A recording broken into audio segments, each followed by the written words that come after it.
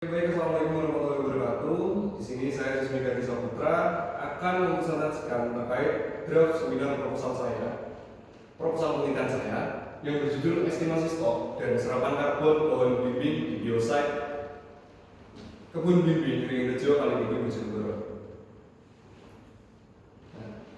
Perubahan iklim global merupakan salah satu tantangan terbesar yang dihadapi oleh manusia di abad ke-21 ini. Peningkatan konsentrasi gas rumah kaca, khususnya karbon dioksida di atmosfer menjadi penyebab utama fenomena ini. Konsentrasi karbon dioksida di atmosfer telah meningkat drastis dilihat dari tahun 1958 hingga tahun 2023 dengan laju peningkatan sekitar 2,4 ppm per tahun.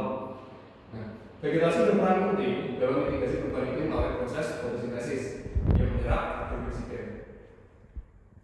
Termasuk pohon buah-buahan seperti pohon bimbing atau Acadophora memiliki potensi signifikan sebagai penyerap karbon sembari memberikan manfaat ekonomi bagi masyarakat.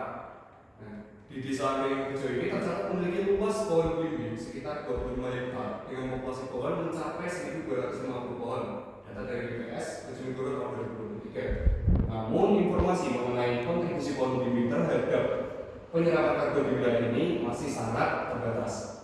Penelitian ini diharapkan memberikan kontribusi terhadap upaya mitigasi perubahan iklim serta menjadi referensi bagi pengembangan kebijakan pertanian berkelanjutan di Kabupaten Bojonegoro.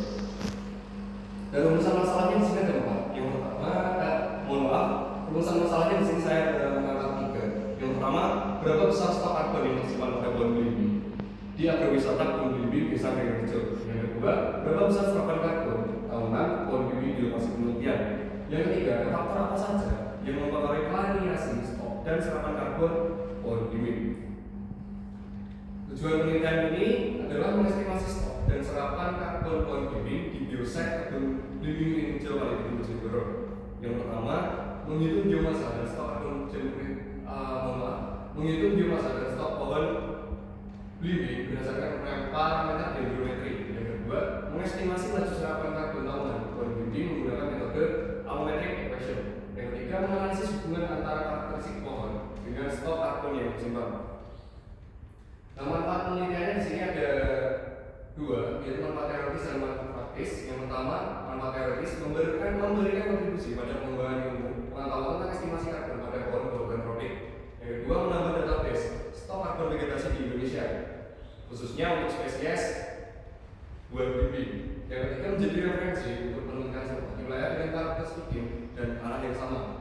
Lalu manfaat praktisnya, yang pertama, menyediakan data dasar untuk perhitungan kadar karbon dalam program RIDD Plus dan skema pengendalian karbon. Yang kedua, mendukung pemerintah dalam perencanaan program mitigasi perubahan iklim. Yang ketiga, memberikan informasi pada petani tentang manfaat dan pohon bimbing seperti manfaat ekonomi dan lingkungan. Yang keempat, menjadi acuan dalam pengembangan agrowisata berkelanjutan di Kabupaten Bojonegoro. Batasan penelitiannya itu ada 5. Yang pertama ada lokasi penelitian, batasan lokasi. Penelitian ini dilakukan di Desa Ringrejo, khususnya di kebun bimbing di Ringrejo Kalitinggi Bojonegoro dengan luas sampling 2 hektar. Yang kedua ada batasan spesies, fokus pada pohon bimbing atau Evalua Carambola L yang berumur produktif lebih dari 5 tahun. Yang ketiga ada batasan temporal, pengambilan data dilakukan selama 6 bulan untuk menangkap variasi musiman. Yang keempat, batasan metodologi, estimasi biomasa menggunakan kesamaan allometrik yang telah digunakan untuk pohon buah-buahan tropik. Lalu batasan parameter, analisis terbatas pada karbon tersimpan dalam biomasa di atas permukaan tanah atau border biomass. Tinjauan wisata, pohon bimbing atau Carambola ini merupakan tanaman buah tropik yang berasal dari Asia Tenggara dan telah dibudidayakan secara luas di Indonesia. Pohon bimbing dapat tumbuh hingga ketinggian 15 meter dengan diameter batang mencapai 40 cm. Pohon bimbing ini memiliki laju pertumbuhan yang relatif cepat dan dapat hidup hingga 50 tahun. Stok karbon merupakan jumlah karbon yang tersimpan dalam biomasa tumbuhan pada waktu tertentu, sedangkan serapan karbon adalah laju penyerapan karbon dioksida dari atmosfer per unit waktu. Menetapkan bahwa kandungan karbon dalam biomasa ini 47% dari total biomasa. Persamaan allometrik, estimasi biomasa pohon umumnya menggunakan persamaan allometrik yang menggabungkan parameter dendrometri dengan biomasa. Nah, mengembangkan universal untuk pohon tropik dengan rumus seperti yang saya terangkan di sini. Lalu penelitian serupa juga dilakukan oleh Krisnawati tahun 2012 menunjukkan bahwa pohon belimbing dewasa dapat menyerap 15 hingga 25 kg karbon dioksida per tahun. Sementara itu, di penelitian Hairi Etno tahun 2011 melaporkan bahwa pohon buah-buahan memiliki potensi penyerapan karbon dioksida signifikan dalam sistem agroforestry. Metode penelitian ini menggunakan desain deskriptif kuantitatif dengan pendekatan survei lapangan.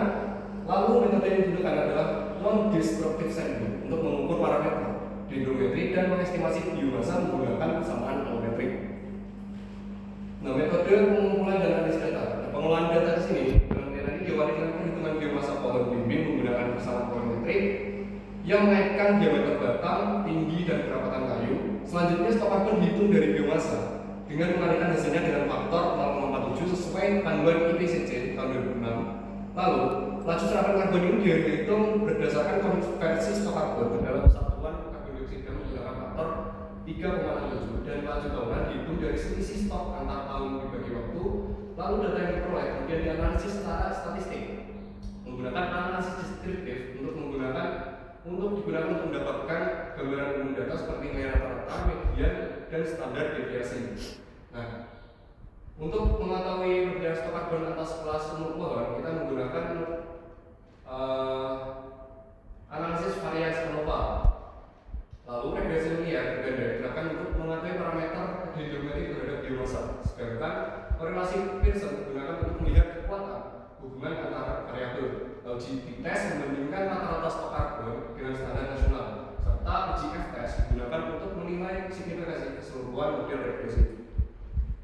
Nah, kesimpulannya, proposal ini menyajikan rencana penelitian yang bertujuan mengestimasi stok dan serapan karbon pohon belimbing Ringin Rejo Kalimantan Bojonegoro sebagai bentuk kontribusi lokal terhadap mitigasi perubahan iklim global.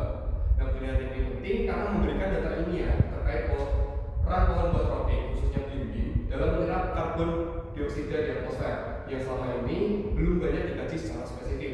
Nah, data yang dihasilkan berpotensi digunakan untuk mendukung skema perdagangan karbon, kebijakan pertanian berkelanjutan, hingga pengembangan agrowisata berbasis lingkungan di daerah tersebut. Lalu, secara keseluruhan, proposal ini memadukan pendekatan ilmiah yang kuat dengan nilai praktis dan aplikatif yang tinggi dalam konteks lokal dan global.